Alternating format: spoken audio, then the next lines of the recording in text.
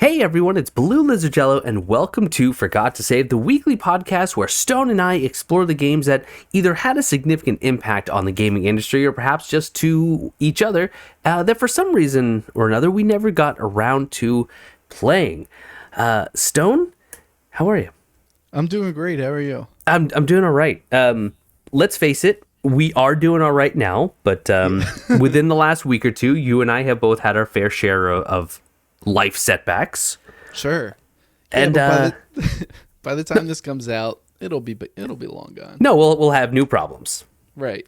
Brand new issues. But we record it is so far in advance, it's never relevant. Yeah, I don't even know how far. Episode 2 just went live this past week, yeah? Oh yeah, sorry. It's the third because we had episode 0. Yeah. You're right. And this would be considered, I guess, episode 5. No, 6. 6, yeah. Wow, so we are several weeks ahead. They said we couldn't do 6. They said who? we couldn't. Who? I don't know. I hear voices regularly. This is me just coming out to you. That might be because you're channeling your inner Senua from Senua's Sacrifice, but we'll get into the game announcements here in a little bit. That's my segue, by the way.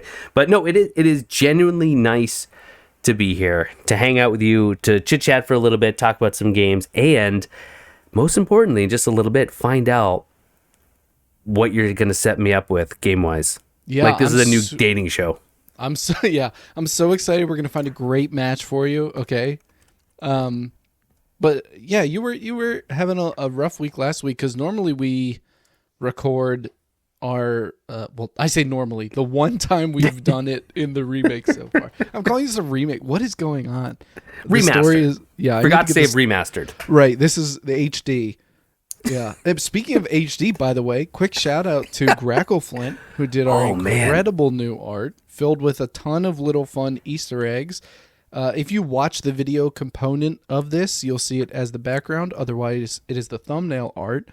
So many fun things to find in it. My favorite, of course, is the War of the Worlds reference. We talked about that briefly before going live. The War of the Worlds tripod reference in the smoke, and it is none other than a Virtual Boy.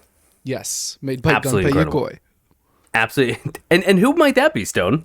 You know what? Not worth mentioning. We have now sold a WonderSwan thanks to this podcast. Right. I did not ever see that being a possibility. I didn't think the D word component would resonate with anyone. These royalty checks aren't going to cash themselves. Yeah, before I went on this huge tangent, I was about to say so. Oh yeah, we recorded the last set of recommendations back to back, which was like super exciting. Then we did your recommendations. Yep. I was really stoked for. Mm-hmm. I have briefly started that game. Yep. Both the remake and original. Ooh, okay. Yeah. I won't talk about it, obviously. And then I was like so excited to give you this list of recommendations. And then we had to cancel last week. Yep. And then I've been sitting on these for a while. And I'm like, oh, should I tweak it a little bit? Should I throw in this game? Should I swap this game out with this? And I've just had to tell myself to leave it alone. But I've been looking forward to this. Yes. But you briefly referenced this Xbox showcase, I believe. Do you want to talk about that first? Yeah. So it ended up being, at least for me, nothing too incredible. Although the format was really clean. It was really nicely done. I didn't watch it, for the record. And that's fine. I caught some of it. I caught about half and caught the highlights. But what they did was, instead of it just being a world premiere and just a constant stream of new trailers, what they did was I think it was called a developer direct. Mm-hmm. And they really just honed in on a handful of games. The new Indiana Jones and the Great Circle was shown off by Bethesda. Actually looks like a pretty fun, campy, you're playing Indiana Jones movie. Sure. Found out that Indiana Jones, who's definitely still modeled after Harrison Ford. I mean, that it's his likeness for sure. But being voiced by Troy Baker, that came cool. as a surprise. Yeah. They showed off a lot of Senua's Sacrifice or Hellblade, Senua's Saga, I think, which is the sequel. Can I tell you something? Yeah. I am so excited for that game because I never want to see one of their trailers again. Oh my God, they do not understand brevity at all. Every time they show it, it's like 6 minutes of walking simulation and look at this weird ogre thing. I don't care about it at all. I'm so stoked for that game to come out. That kind of reminds me of the whole argument. I know this is completely a tangent, but back when, marijuana was being legalized everywhere, and it was, I remember a comedian said, I can't wait for marijuana to be legalized nationwide just so potheads will have nothing else to talk about. Amen, brother. Yeah, I would say Hellblade 2 is definitely my most anticipated game of 2024. I will never play it for the rest of my life, but I can't wait for it to come out. But it was a good direct. It was an hour long. They only showed off Indiana Jones, Hellblade 2, Avowed, I think Aura, and I want to say there was one more. But there weren't any huge surprises other than there was a new game from the Mana series that was announced. Oh, but they wait, didn't they just announce Visions of Mana? Yes. Yeah. So that was shown off, I think, with the release date. And of course, everything's coming to Game Pass. That's their big hook. But they gave the developers time to show off the games and really talk about it. And I like the format, and I would honestly love to see it adopted more and kind of spread throughout the year. We know that E3 is now officially dead, and I don't know. While the Game Awards and having the world premiere one after another can be at least exciting, it was nice to have it slow down to show some bigger titles, but give the creators time to actually flesh it out. Sure. Yeah, I mean, I feel like just because we grew up with it, we are drawn more to a format where it's like a conference and a lot of people attend. Right. And that's the big thing. Yeah. I personally don't mind different developers having their own showcases. Sure. But my issue is really like there's no backroom. We'll never get another Kingdom Hearts, Like no one's going to ride in an elevator together and say, what if we put Cloud and Mickey in the same game, Because like these events aren't happening. You know what I mean? It's tough. I can understand that E3, especially in this all digital world, it wasn't pulling in the numbers needed to put together such a huge event. But there was something incredible about, I know that this week in June every year, that's when I get, 95% of my gaming news for the whole year, something to look forward to. And now there's no rhyme or reason, it feels like, when Sony's going to have a direct, Xbox is going to put out news, Nintendo's going to have their own little stream. Not to mention all of the other studios that are putting on their own show. So while it's fun because it's almost like every few weeks there's something new, I don't know when to look forward to something. And it's always this anticipation. Like right now, I'm just going to cheat and use this as an example. We, being From Software fanboys, are desperately waiting for news of their expansion, Shadow of the Erdtree. And tell you what, I was 100% in the camp that thought we were going to get a trailer today, not at the Xbox event, but just because Bandai likes to release their own trailers on a Tuesday or Thursday, kind of out of the blue. They updated all of the Bandai Namco, the various YouTube channels that they have. They updated all of their Elden Ring playlists, meaning there's a new video. Yeah. It's not public, but there was also a Steam database update for Elden Ring, specifically under the DLC category. And today obviously came and went, and there's no news. So it's just like, it feels like we're always in this anticipation state with new gaming news, and it's either going to come completely out of the blue, or we're going to be teased something weeks, if not months in advance. And I don't know, it's almost an anxious state. That's probably the wrong phrase. I don't know. I perceive this a little differently, but I think it's because of the fallout of being so closely attached to watching Smash news all the time for years. I just feel free now, But for the most part, like, I follow PlayStation, Xbox, and Nintendo on Twitch. Whenever they go live, they have an event. I watch it, and that's that.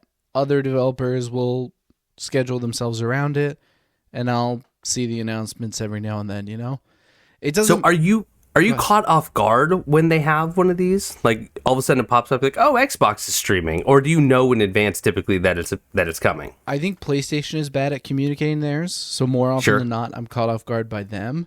I'm never caught off guard by Nintendo because they like make a bunch of tweets about it beforehand, and those get shared by people that I follow. I think PlayStation a lot of times goes under the radar in that regard. And I play Halo, and I follow Halo and stuff for updates. So Xbox's stuff is regularly served to me on every platform. So that's never a surprise to me either. Like, I knew that Developer Direct was today.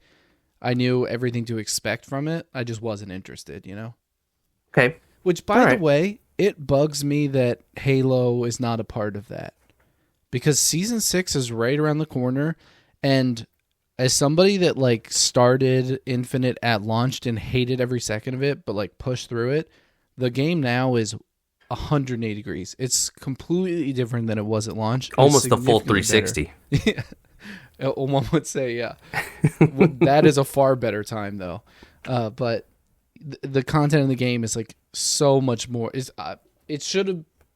past where it should have been at launch now, but the previous season feels like where it should have launched. And it's like crazy that Xbox is not promoting their flagship IP. You know? It's like what? Roll a trailer at the end of it. 4 extra minutes dedicated to Halo. You know? Like, when's the last time they had a big Halo event? Nothing. They had that terrible E3 where they announced Infinite and it looked awful. And then they're like, oh yeah, don't talk about this, guys. And then they had, when they put it out early, and I say that in quotes, because they released it and was like, this is the beta, and it turns out that was a full release, because when the official release date came out and it was no longer a beta, nothing changed. Wow.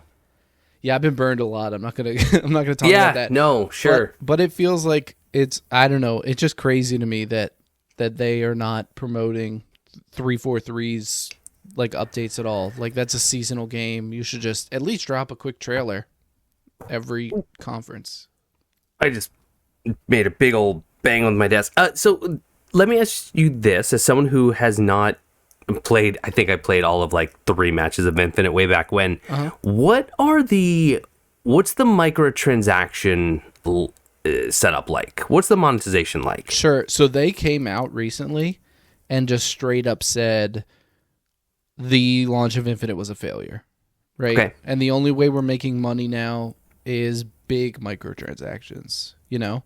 So they have some stuff in there that's like, for example, the classic like Xbox One Halo. I'm sorry, I can't even say that anymore. Original Xbox armor is it's what's called a kit, which is the entire armor set as one piece, and then you can like recolor it and add effects and stuff. But I think that's like $20 US for that. Okay. Which is crazy. And and when it goes on sale, it is barely, because they're like, that's pretty much carrying them. Other stuff, it's okay. I mean, they do stuff as bundles, so it's like kind of crap that you don't want in with stuff you do want. Sure. But what they do is now, after a season is over, you can go back and buy pieces from the store after it happens, you know? Okay. The pricing isn't great. And in Halo Infinite, they made a core system. So like for the different generations of armors, you're like locked into what's compatible with that generation. So if you chose a Mark V armor and I choose a Mark VII armor, we don't have the same options. But with every update now, they're doing cross-core. So now every single helmet is available on every single piece of armor. All the shoulder pads are on every piece of armor. And that's continuing with every update. As a result, though, bundles that are like, oh, it's just this helmet, it went from being like $2 to maybe $4, for example. So how aggressive is it? It's not good. I would never praise their store at all, but it's all cosmetic. You don't miss anything from not buying it. As like a long time Halo fan, obviously there was some stuff occasionally. Like, I want that original armor set, but I haven't bought it because it's $20, you know? Right. And here's what I do. This is just like a personal thing, so this doesn't reflect everyone's experience, but I do Xbox Rewards, which is like you can log in every day and like, I don't know, I just do the app, which is like you get points for logging in, and then you get points for like having a certain number of friends and whatever, and you get like a streak. So I collect those points like daily over time, and then you can redeem them for Xbox gift cards. Okay. So I've never paid a dime for Infinite. Gotcha. And right now, seeing in my account, I have $25 that I got for free. Okay. Yeah. So. Yeah. I guess I'm just curious because I'm thinking about the whole why haven't they pushed Infinite? Why wasn't it part of this developer direct? And I'm wondering if, it sounds like, without obviously seeing their books, it sounds like Halo Infinite is not bringing in the funds that they want, and they're not willing to put in the marketing or the time if it's not going to be profitable. It's obviously not a tentpole title anymore. I mean, Halo, I don't want to say it's fallen from graces because I don't think I have the experience to. Right. Yeah. Okay, well then I will say exactly that. But it really seems like, especially because the Xbox landscape for the last few years, really this entire generation, has been pretty barren. And I don't think that they want to kind of hitch their wagon to the Halo name anymore, at least not with this iteration. Maybe there's going to be another version of Halo in a few years. There is, yeah. They already announced that they're looking, yeah. They have, okay. So I have a little caveat to that, though. Okay. These trailers and conferences go on anyway. Mm-hmm. You have to be like following the Halo channel, but on Halo's channel, they do that. So Okay. It's just puzzling to me that they wouldn't take the trailer that's already being made. Why not slap it on the end as a, hey, by the way? Because the population is going up. They just added PvE. Like, there's a lot of new content. And the population is going up, not from launch, obviously. But with each season, they're getting more players because now it's a much more stable experience. And it's more content complete. So, yeah, I'm not saying, like, let's dedicate the Halo Power Hour, Right, sure. But, yeah, at the end of, like, a developer conference, be like, these are our seasonal titles, like our free-to-play stuff, and here's Halo trailer, That does raise questions. Why are they abandoning, seemingly, such a huge title? Because they did it with Sea of Thieves. Whenever there was an Xbox conference, even though Sea of Thieves didn't have a spectacular launch, whenever there's new content, boom, it's a trailer at the end. It's just and Infinite is, the multiplayer is completely free. Yeah. The campaign does cost us a typical game. Is it only $40, or is it a full game price? It's full game price. Full game price. What phrase is that? Yeah. Is it full game price? Sure. Does it cost as much as a game would cost if you were to buy this game? This video game we're discussing. Sure. Any amount they charge for it is full game price by the definition of that. Yes. Yeah. You pay for the campaign separately. I play it off Game Pass. I've been playing since launch, and I've never paid for the campaign. Okay. But I've beaten the whole thing. A lot of people look to Halo Infinite and immediately just track the Steam charts. And they're like, oh, the Steam charts are declining, the Steam charts are declining, that kind of thing. And I don't think that's indicative very much of Halo's real population count. Because, like, if I hop in a game, I queue up in any playlist I want. In under a minute, I'm in a lobby. Yeah. The population is healthy. The problem is you can only really get a feel for it if you look at the Xbox player base and people playing off of Game Pass for that very reason. Right. Yeah. Well, it's going to be interesting to see what Microsoft does. I was looking at an article earlier that they think 2024 is really going to be the start of the Microsoft renaissance, and this developer direct was kind of alluding to that. And I hope that's true. I mean, I'm all about competition in the marketplace, and just the sheer number of PS5s that have been pushed compared to the Xbox One S and X and all this. I mean, it's staggering, and it just feels like Microsoft really hasn't shown up ever since this generation came out. How can you disagree with that? I feel like the renaissance has already happened, but I feel like people aren't paying attention because they're simultaneously launching on PC. So people aren't thinking, this is an Xbox title, because they're on Steam immediately on day one, Like Forza, the new Forza Horizon, I thought killed it. The new Forza Motorsport, phenomenal. And these are well optimized for PC. Like, they run really well on PC. I mean, they're putting real time and effort into their releases, and I personally think they're pretty high quality. All of the Xbox, like, not flagship titles, but like first party titles they're putting out, I think are really quality. So I guess what I'm thinking of, and why we have such a differing view on this, really is kind of the idea of moving consoles, and Sure. I think I have to broaden my own horizons there. You know, Sony, Microsoft, and well, okay, not Nintendo, because Nintendo will never touch PC with the 10-foot pole, but Microsoft is obviously very, very invested in the PC realm as well. Sure. Sony is starting to dip their toes. Yeah, not We're great starting launches, to see their, but they're starting. Not great launches. No, I don't think they've had a good one yet. No, it's crazy. I'd have to look back at all of them, lesson. But yeah. Well, it'll be interesting to see how Horizon Forbidden West, which is the next big one, see how that launches. But it'll probably be the same. But I think your point is completely valid, because you obviously heard, I almost got like defensive, like, no, Microsoft is doing horrible. But if I only look at what games are coming out that are selling Xboxes, yeah, okay, that's probably pretty low. But if you look at the actual commercial success, including Game Pass Ultimate for the PC, Microsoft games that are being released simultaneously day one, you're right, they probably are more than holding their own. And I mean, I feel like people already forgot. Remember Deathloop came out and was like pulling up 10 out of 10 in every review outlet? Yeah. Yeah. Now, I'm not saying it's like a quality. I haven't played it, so I can't judge. But, you know, they're putting out some really good stuff. Wait, but Deathloop, is that the one you meant? Was that that one was Xbox exclusive, right? No, the opposite. My bad. That was PS5. Nope. Oh wait, no, that was cross-platform. Yeah. Never mind. Yeah, that was everything. PlayStation 5, XS. Yeah. Steam. Yeah. Well, ignore what I said. Yeah, just disregard that. We're very well qualified to host this podcast. You want to know why? Because it's ours. We don't have to be right. We just have to talk. Everything we do that is wrong is just engagement bait. Remember that. We're just trying to get you to comment to correct us. We are masterminds, okay? I get stuff wrong on purpose. My favorite Digimon is Pikachu.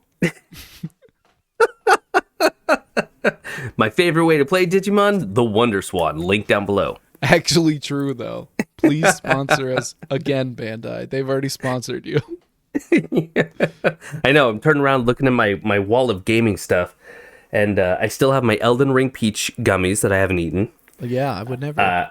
I did enjoy the chocolates. The Elden Ring chocolates were delicious. The Armored Core hot sauce was actually a very tasty hot sauce. Yeah. I had to eat that quickly, though, because my youngest child, picked up the hot sauce and threw it across the room when I first opened the package. I have a question. Yeah. When you got that Elden Ring package, were you like, I did it?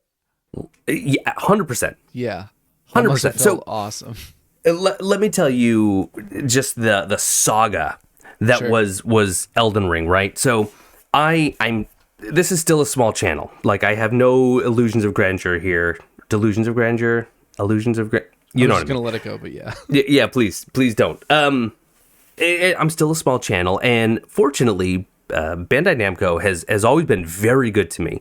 I've had a great working relationship with them for a number of years, and when I was working with one of their PR folks when Elden Ring was coming out, they asked me to fill a form for my address, and they said, "Look, we're not guaranteeing we're going to send anything, but just in case we have anything we can throw your way, we want to know where to send it." And I started to see these tweets from huge content creators like Fightin' Cowboy receiving these crazy care packages, Elden Ring themed care packages. And that same day that I saw these tweets, I got this box handed to me like, "Hey, this just came. I don't know what it's from." And I looked at the return label and it says BCNEA. I'm BCNet or BNCEA, something like that. And I was like, "Oh my God, it's Bandai Namco of America." And I opened it up, and it was a set of Elden Ring chocolates. And I was like, all right, this is pretty cool. Right. But then a week later, a huge box shows up from the same people. And in it, there is this giant box with the Elden Ring, the Great Rune on the top. I open it up, and there is a blanket inside, and there is an art book, and there's which is Alexander Stonefist, or Stonefist Alexander. There's a plushie in there. And then I get another small package a week later, and it was the gummies. And then even after that, so I do this whole coverage piece on the channel. 2 weeks after that, they announced that they sold like 12 million copies of Elden Ring, whatever it was. And I get another big package, and it's actually a set of really nice headphones that I'm wearing currently that I use absolutely every day. Elden Ring themed headphones that they sent out to content creators. And yes, when I received those, it was like, look, Ma, I made it. That's so cool. Absolutely incredible. So this will just be my own little soapbox. If you are listening, if you have any interest in content creation whatsoever, my advice for you is you don't know if you don't ask. And the worst thing that can happen is you get a no. And what I mean is, if there is a game you want to cover, I don't care if you have 5,000 subscribers, 5 million, or 5. Just ask. Find a contact at the publisher, look for a PR contact on Twitter, reach out, explain who you are, send them a link, keep it short, and just ask if there's any way that you could join, their review team or their publication list. I'm amazed consistently at how receptive they are, and how just open they are to sharing or allowing you to share their work with the world. And it's just been a lot of fun. Ton of fun. I feel like that motto is kind of like how your channel got to where it is anyway. Like, you just kind of, you made these guys and then we're like, I'm going to just try to get them on these sites, these walkthroughs all over the place. Like, since your channel started, that was like, I'll just do it. I'll just try it. Right. They can just tell me no. And that's exactly it. What is the worst that's going to happen? Oh no, they said no. Yeah. Okay, I'm going to move on then. Yeah. That's but cool. I'm amazed at how many times the answer has been yes. And I've been working, I'd like to say I've been mentoring a couple other up and coming creators where I've helped them get in touch with a number of different PR folk. And if you want to do the same, I highly encourage you, this is my segue, to join our Discord. The link actually is in the description, not the link to the WonderSwan, but our Discord is. And we have a content creators chat where we will talk all things just, streaming and recording, best practices, ideas. And thanks to Stone, what did you just do right before we started this podcast today? I just tweeted at Digimon and Oh, said, nope. Sorry. What? Reel it in. I created the Forgot to Save channel in the Discord where you can go in and throw in your game suggestions or talk about the episodes in some way, shape, or form. Correct us in person, to which we can tell you that was engagement bait the whole time. But absolutely join the Discord if you haven't already. It's a lot of fun. Some of the best people in the world are there. I promise. Okay, and money back guarantee. Huge promise. Don't have the money to back that. Please Huge do not promise. try to redeem that guarantee. The coffers are not yet full at Forgot to Save. Before we jump into your list of games, and I cannot wait, we always have to ask, Stone, what have you been playing, if anything? I have been playing a lot, so I'll try to keep it brief. Okay. Quick story. We played Multiworld before. I was playing Stardew Valley. You were playing Dark Souls, and then we had 2 other people in the Discord, which you guys should join, playing alongside us. My friend, I said I had that long-term farm in Stardew Valley, saw me playing Stardew, and he messaged me, "Hey man, I see you playing a Stardew alone. What's up with that? Are you cutting me out?" So then I had to pony up and be like, "It's worse than that. I'm doing a multi-world without you too." And of course, that made him a little upset. So I started a second multi-world literally the day after. And I was running Sonic Adventure 2 Battle. I ended up getting to the final level of the game, and it kept crashing at the last boss. So I had to just release my game. Yeah. But it was super fun. We're starting another one. I'm going to play Rogue Legacy. So I'm looking forward to doing that. Still doing this playthrough of Fire Emblem 3 Houses. It's been a blast.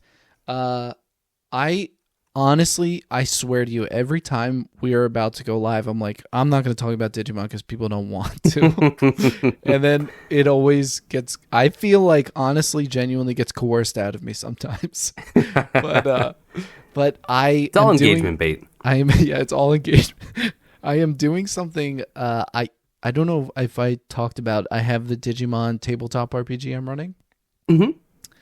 I could not find good mapping software because the campaign takes place in a slightly more modern setting. It takes place in 99. but every kind of like tabletop mapping thing online is like old time fantasy. Nothing great. So I was like, you know what I'll build it in?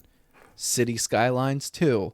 So my current project is building out locations from my Digimon tabletop campaign in City Skylines 2. What? So I picked that up. Yeah. And Are you serious? Like you wow, okay. They have I want to sandbox see mode. this. Okay. So I was like the hub world they're in right now, it's called Star City, and it's in the shape of a star. So I was like, oh, I'll build a city in the shape of a star in City Skylines too. What's It the hasn't been traffic? super easy. Yeah.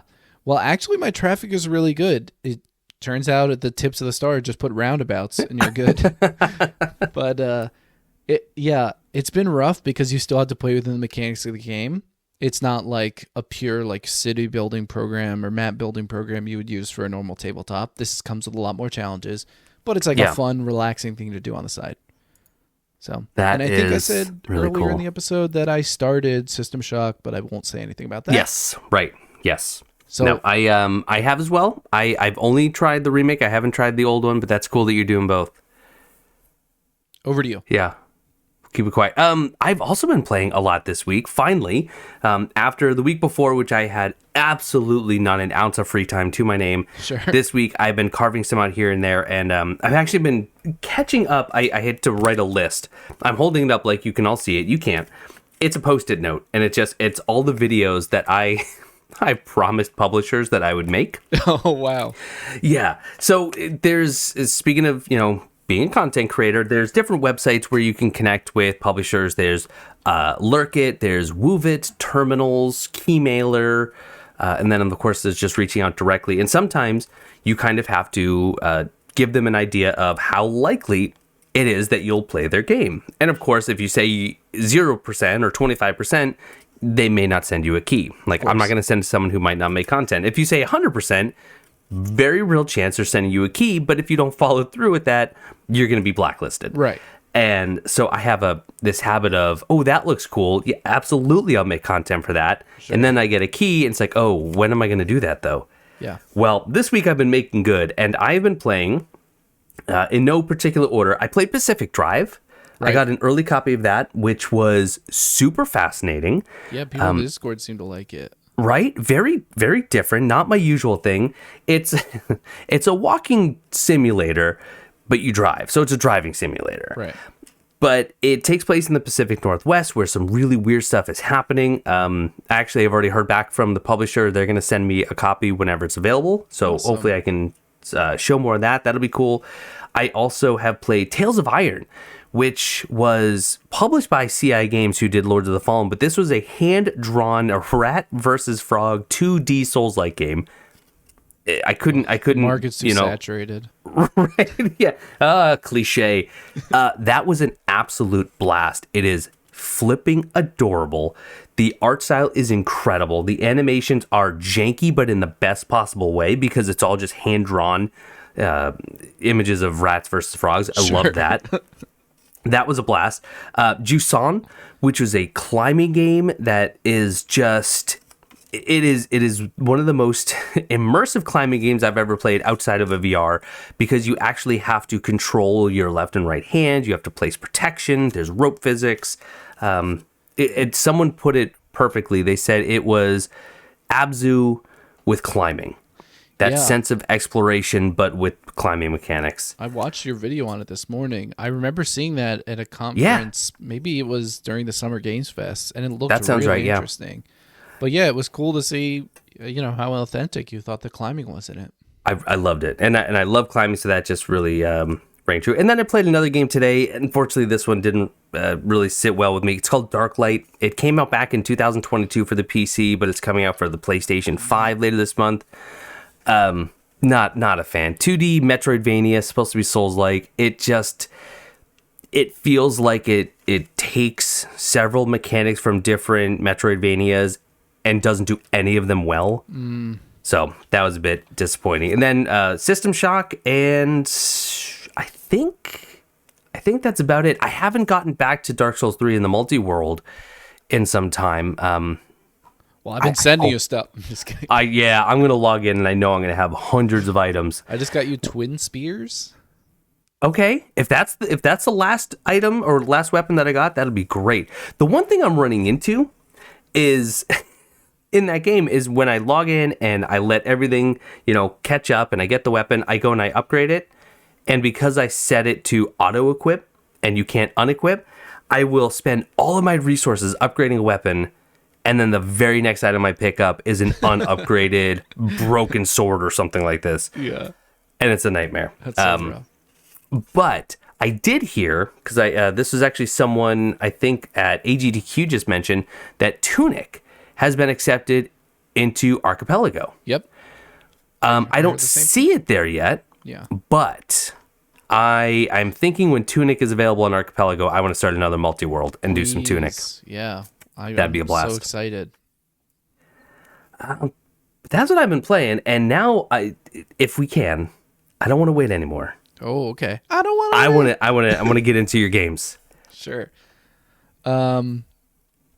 Okay. These are, to reiterate, there's a little bit of a theme this week from me, month, I guess, from me. We're good at this. Is action games.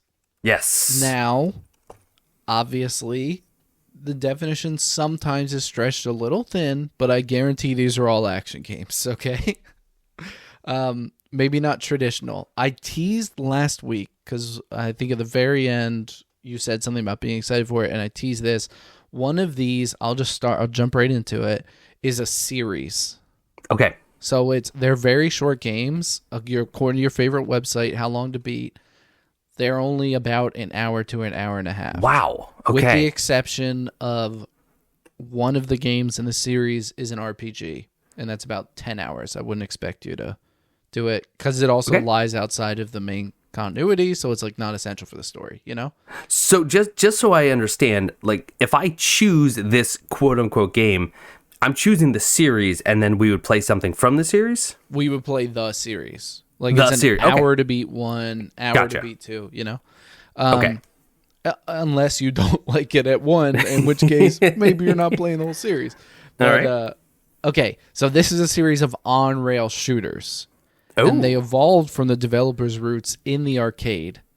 It's known for its graphical fidelity, and it was a flagship series on the console it was on, and spanned 4 titles. And then one of them was that RPG, and it's praised for its incredibly unique combat mechanics, that RPG. Was the RPG well received? Extremely. Really? In fact, the people that know. Like, there's no mistaking what this series is, okay? So I will say, like, this game is one of the, like, most expensive physical games right now. That's, like, that's, like, commonly collected, It's not like the sealed N64 Mario, Sure. It's like you're starting at $350 for a bad condition, just one of these titles, And I'm racking my brains right now. Are you absolutely certain I've heard of this game? This is not going to catch me off guard. You've heard of it, definitely. You've probably seen gameplay of it. It's probably not in the forefront of your mind, but once you hear it, you'll probably say, like, of course. But it started in an arcade cabinet. The developer is famous for making arcade games. They use those skills and transferred them to a home console release. Okay. So, dang. All right. I know we've also discussed this previously, and there was like talk in comments about whether or not we reveal the titles. I am pro that if you want that, because one, I think it's interesting for people to also check these games out, and two, next month I won't remember, and I have a list of like 30 games. So sure. I'm fine revealing titles if you are. I like the idea of revealing the titles as well, and I think if we want to put games back in the cycle, like you said, we'll probably forget by the time it comes around, but also we can try to change up our own descriptors to still be true, but to be different enough that maybe it'll throw us off. Yeah, exactly. I think I'm okay revealing at the end of it. Yeah. So feel free to guess. I can give you the famous if you want, the non-committal. But okay, on to the next one. The first one I don't even have a guess right now. Okay, great. Yeah, first one, series of on-rail shooters. Second, this is a rogue-like hack and slash. Features a branching story that evolves through the player's multiple runs. And this game received rave reviews. It's known for its beautiful art and powerful voice performances. Ooh. I'm going to be honest. The voice performances are what threw me off. Mm-hmm. I was ready to say Rogue Legacy. Oh, I know you've played Rogue Legacy. That's true. I'm literally playing it in a Right. Okay. A roguelike hack and slash. Actually, now that you mention that reminds me, I was presenting 5 games this week, but I believe you may have played at least one. So I threw in a 6, and this is like my wild card slot. Okay. Okay. So give it to me again. Roguelike hack and slash. That features branching story that evolves throughout the player's multiple runs, and the game received rave reviews, and it's known for its beautiful art and powerful voice performances.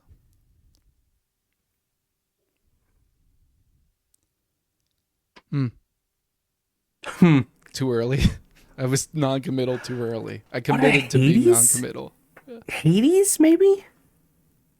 Now can I get the That might be too new for this format. I don't know. Sure. But, okay. All right. All right. Continuing on. And by the way, nothing's too new for this format. True.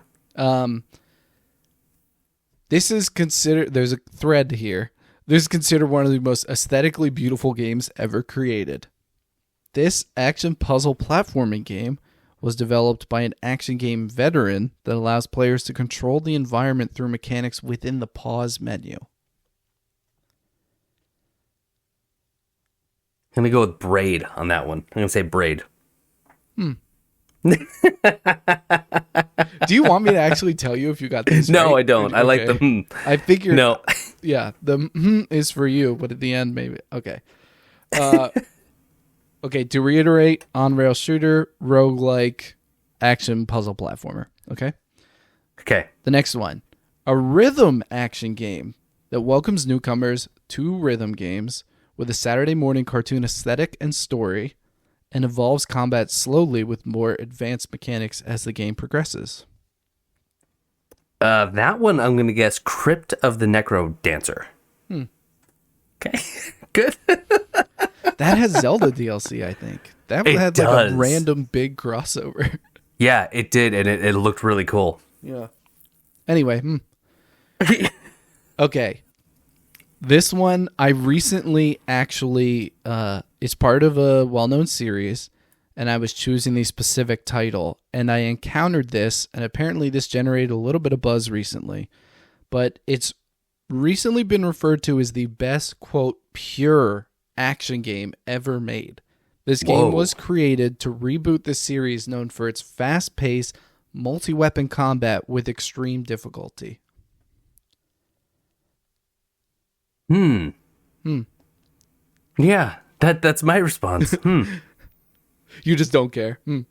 Yeah, whatever. The most pure action game, whatever. Pure action game.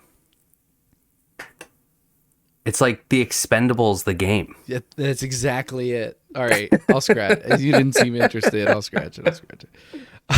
This is my wild card slot because thinking back on it, I actually think you may have played 2 of these. So now I'm throwing in the wild card.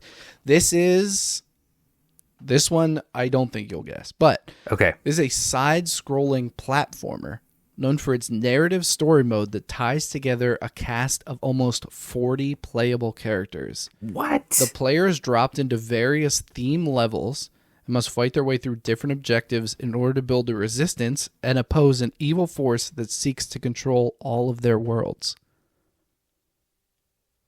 I don't have the slightest clue. 40 characters? Mm-hmm. That's too many characters. This is the wonderful 101 minus 61. This is just Smash Brothers, the platformer. Oh, okay. Wow. I have to tell you. Yeah. That's actually Smash Brothers. That's Super Smash Brothers Brawl story mode. Jeez. I wasn't going to tell you, but you actually nailed it. Are you serious? Yes. Super Smash Brothers Brawl has a very, very good full story mode. Wow. It plays a lot like Kirby Superstars. And it's really fun, interesting fighting mechanics through like a very expansive world. So it's actually a really fun side-scrolling platformer, even if you don't do the multiplayer. So apart from that one, Sure. I only guessed a few, and I'm just going to ask this. Did I get any of the others? You got one. Did I? Okay. Yes. Okay. I'm going to guess I got Braid. You didn't.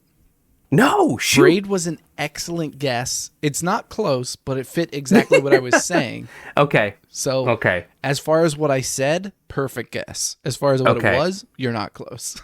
All right. So in that case, it was Hades. Yeah, you got Hades. Which is pretty cool. When I thought about the voice acting, I remember Hades was really top notch. But And out the of those, art style is phenomenal. yes, yeah, it was. But I was worried you had played Hades. I did like a single run. Okay. I think back when I had Game Pass. Sure. So I am going to say this is tough. I can reiterate quickly based on descriptions. Series of on-rail shooters, Yep. roguelike hack and slash, action puzzle platformer, rhythm action game, the pure action high difficulty game, and the side-scrolling platformer. Ooh. Okay.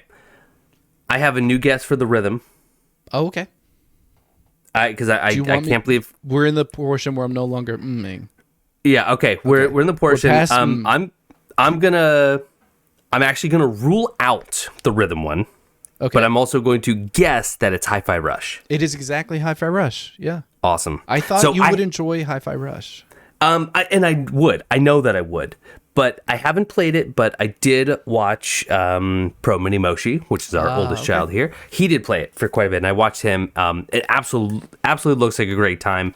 And now part of me is almost wishing I didn't just discount it, but that's okay. I can play it and enjoy it on my own time. I'm going to go with, so it's a choice right now between the on rails or the roguelike hack and slash. Okay. Do you want to hear what the others were then? Or do you want to because you can veto, like if you don't like the one that gets chosen, we can veto. Okay, let's do that. Let me hear what the others were. Okay. The others, the action puzzle platformer, Yeah. Okami. Okami. Okay. Sure, this was made by oh my gosh. Of course his name escapes me when it's time to say it. Kamiya. Formerly of Platinum Games. He made Bayonetta. Okay. This was right before he made Bayonetta, but he was already an action game veteran at this time. I mean, he made Devil May Cry, he made Beautiful Joe. Like, he was already well in his. But, I mean, like, considered one of the most beautiful games, like the hand-painted style. And you do influence the environment based on the painting mechanic when you pause. Interesting. Yeah. Okay. Yeah, I'm looking at some screenshots now. Not in a million years would I have guessed Okami, mostly because I didn't know what it was about. So sure, that's fair. Sure. Okay. And then the pure action game, which I honestly thought you might go for. This is Ninja Gaiden Black. Oh, okay. All right. That makes sense. I have actually the only Ninja Gaiden that I've ever played was the original on NES. Yeah. Never played any of the others. So this was kind of to like reboot the series in 3D. It's very high difficulty. I've heard that it's incredibly challenging. Yeah. Okay. All right. So now we're down to the two I got to choose from. The on-rail shooter or Hades. Oh, because that's the roguelike hack and slash. Yeah. That's right. Okay. Well, the one that I've been leaning towards is kind of this weird one that's part of the series. So I'm going to say I want to go with the series of games, including the RPG, that stems from someone who got their start as an arcade game developer. Sure. Keep in mind you can go with another game. Yeah, I can veto. Like okay. This is Panzer Dragoon. What? Do you know Panzer Dragoon? No, I know. I just don't. know what it is. Sure, Panzer Dragoon was a Sega Saturn title. It was considered the flagship game on the Sega Saturn. Like, it didn't also come to arcades. This was like a home console only. But if you know, do you know the arcade game Space Harrier? Yeah, I do. This is pretty much their, like, Sega made Space Harrier, and this was like their format in 3D. Like, this is kind of Space Harrier 3D for the most part. Less ridiculous, out of here. More focused on a like cohesive narrative, but visually I absolutely adore the style of this game.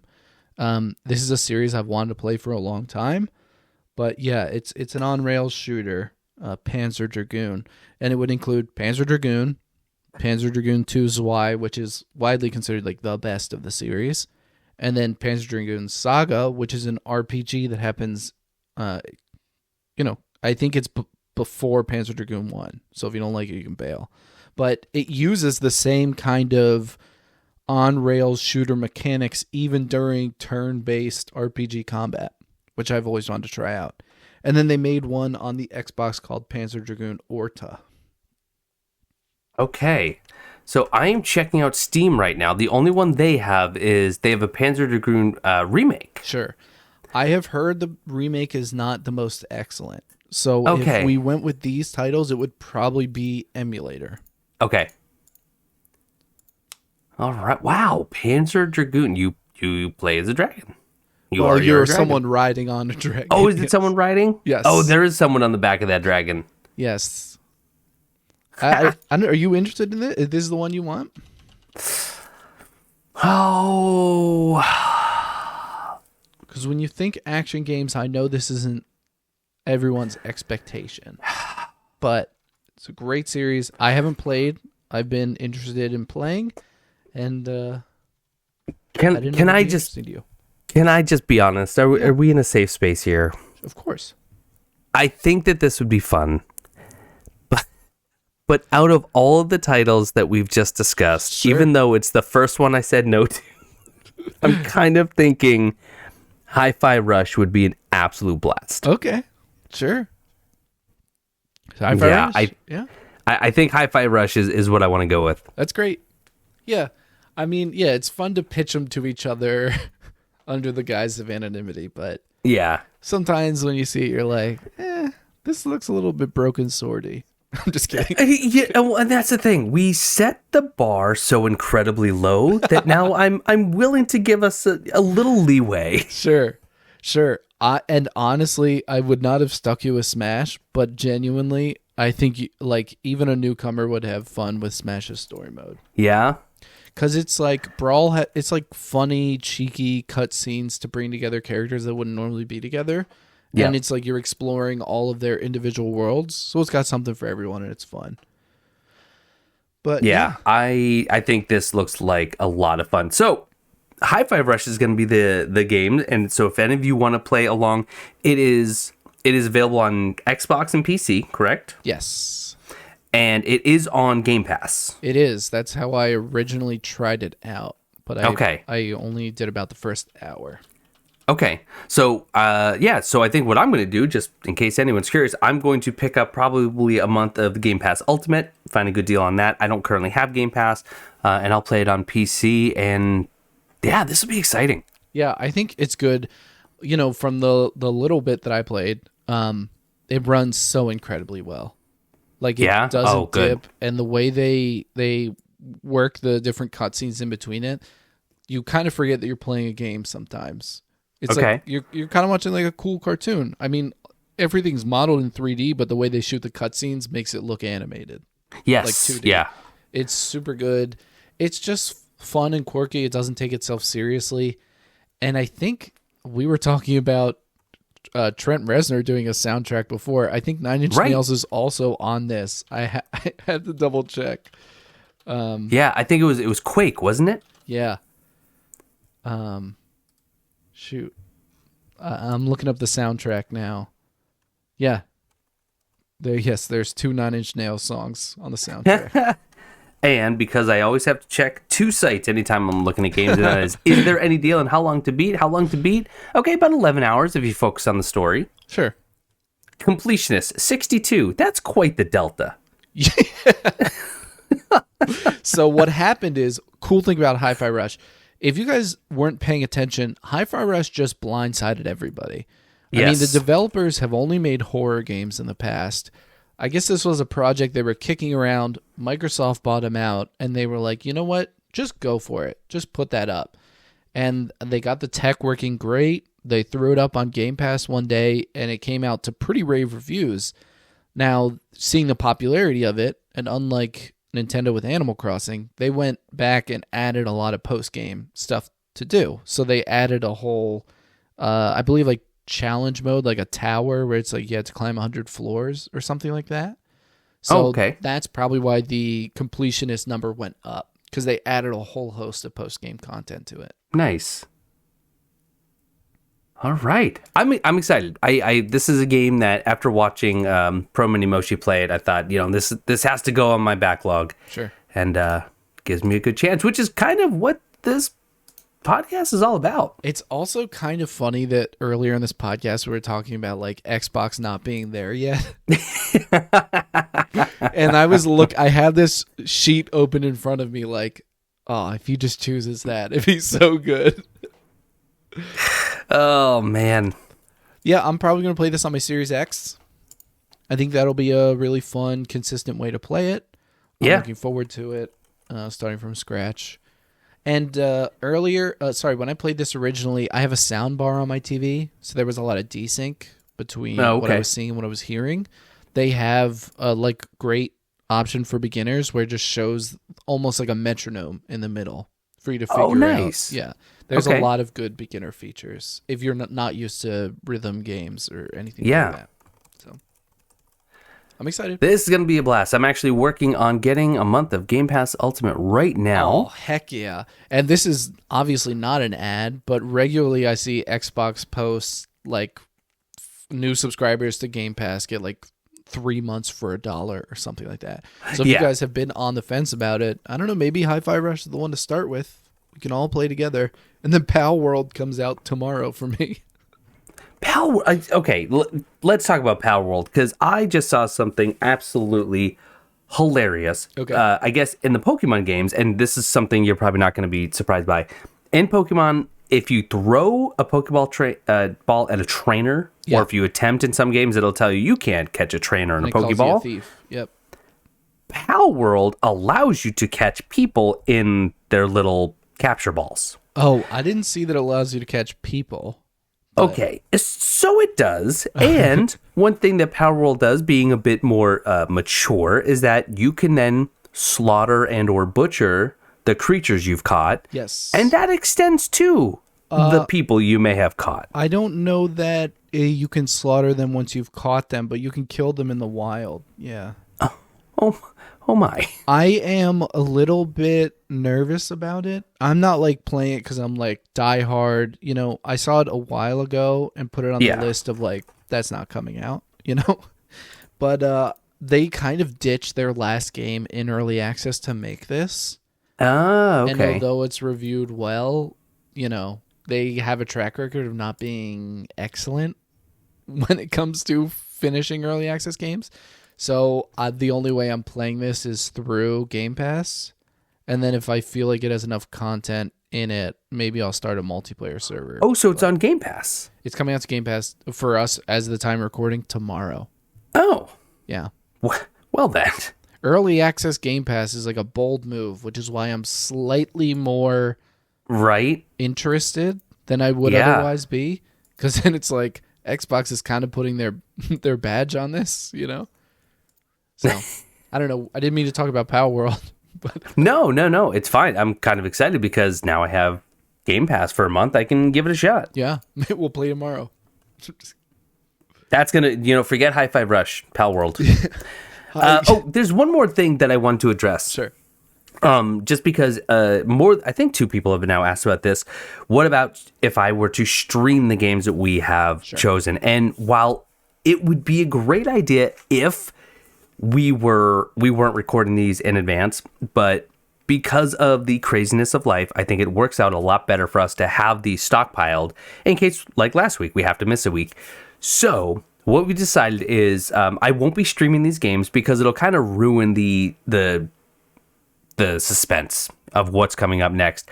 But what I would like to start doing is for every game that we play, I will record, and it might just be like an hour one-off where I just play the first hour of the game, share my thoughts, and I'll keep that video private on my channel until that episode of the podcast goes live. And then I'll just release that video kind of as a companion piece if you want to actually see me play it. Meanwhile, Stone typically records some and puts that in the video as well. Sure. So that's kind of my plan. Yeah, that'll be fun. Plus, there's also, if you like a game, you can go back and stream. Yeah, you can always go back to it. Exactly. Yeah. So, like Chrono Trigger. I'm just kidding. Like Chrono, yeah, or Broken Sword. Can't get enough. Again, not trying to make fun of people that like Broken Sword. It just really wasn't for us. It was not for us. I don't think that it particularly aged well. And my sign in on Microsoft is blocked. That's super fascinating. I'll fix that later. No Hi-Fi Rush this month. Yeah. Recover my account. Okay, I got to stay focused. No, when we joke about Broken Sword, it's really not because the game itself is terrible.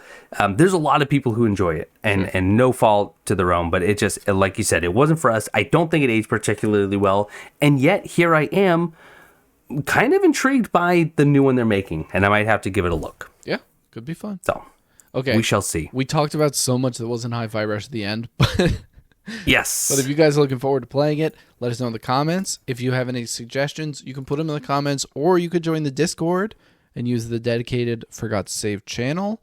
Maybe we'll be starting new multi-worlds when they add Tunic. Who knows? Yes, I would love to. Yeah, we look forward to hearing from you guys. And I'm happy that I could provide an interesting list of games for you this week, Blue. You really, really did. And the descriptions were on point, but were also, they made me think.